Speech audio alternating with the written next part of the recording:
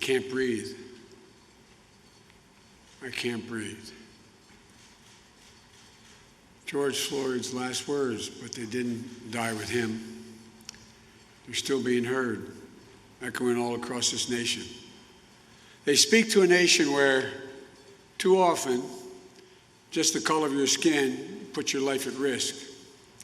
They speak to a nation where more than 100,000 people have lost their lives to the virus and 40 million have filed for unemployment, with a disproportionate number of those deaths and job losses concentrated in black and brown communities.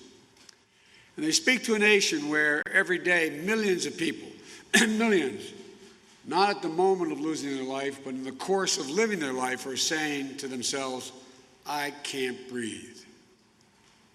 It's a wake-up call to our nation, in my view. It's for all of us, and I mean all of us. It's not the first time we've heard those words. They're the same words we heard from Eric Garner when his life was taken away 6 years ago. But it's time to listen to those words, to try to understand them, to respond to them, respond with action. A country is crying out for leadership. Leadership that can unite us, leadership that brings us together, leadership that can recognize pain and deep grief of communities that have had a knee on their neck for a long time. There's no place for violence, no place for looting or destroying property or burning churches or destroying businesses, many of them built by the very people of color who for the first time in their lives are beginning to realize their dreams and build wealth for their families. Nor is it acceptable for our police, sworn to protect and serve all people, to escalate tension, resort to excessive violence. We need to distinguish between legitimate peaceful protests and opportunistic violent destruction. We have to be vigilant about the violence that's being done by this incumbent president to our economy and to the pursuit of justice. When peaceful protesters dispersed in order for a president from the doorstep of the people's house, the White House, using tear gas and flash grenades in order to stage a photo op in one of the most historic churches in the country, or at least in Washington, D.C. We can be forgiven for believing the president is more interested in power than in principle, more interested in serving the passions of his base than the needs of the people in his care. For that's what the presidency is, the duty to care for all of us, not just those who vote for us, but all of us, not just our donors, but all of us. The president held up the Bible at St. John's Church yesterday.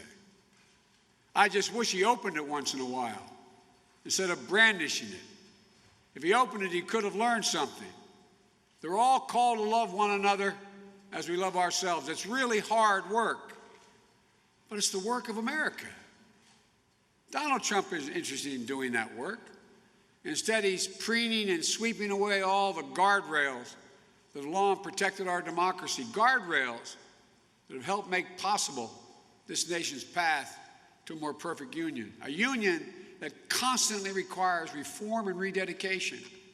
And yes, the protest from voices that are mistreated, ignored, left out, or left behind. But it is a union worth fighting for. And that's why I'm running for president. In addition to the Bible, the president might also want to open the U.S. Constitution once in a while. If he did, he'd find a thing called the First Amendment.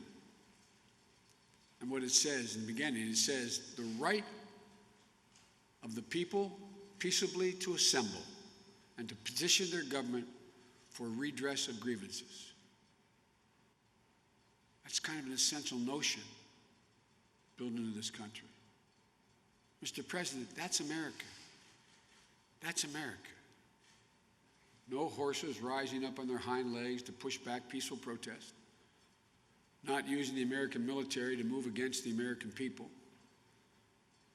This is a nation of values. Our freedom to speak is a cherished knowledge that lives inside every American almost from the time you're a kid. We're going to not allow any president to quiet our voice.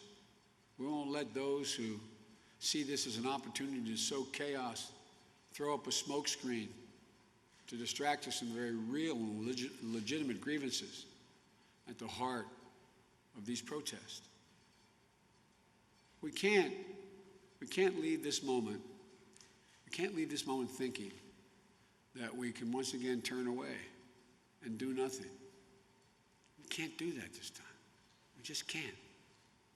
The moment has come for our nation to deal with systemic racism, to deal with the growing economic inequity that exists in our nation, to deal with the denial of the promise of this nation made to so many. You know, I've said from the outset of this election that we're in the battle for the soul of this nation. And we are in the battle for the soul of this nation. What we believe, and maybe most importantly, who we want to be, it's all at stake. That's truer today than it's ever been, at least in my lifetime. And it's this urgency, it's in this urgency we can find a path forward. Now, the history of this nation teaches us that in some of our darkest moments of despair, we've made some of our greatest progress. Some of our darkest moments. The 13th, 14th, 15th Amendments followed the Civil War. The greatest economic growth in world history grew out of the Great Depression. The Civil Rights Act of 1964 and the Voting Rights Act of 65 came in the tracks of Bull Connor's vicious dogs. To paraphrase Reverend Barber, it's the morning where we find hope. It's in the morning where we find hope when we mourn. But it's going to take more than talk. We've had talk before. We've had protests before. But we've got to now vow to make this at least an era of action and reverse the systemic racism with the long overdue concrete changes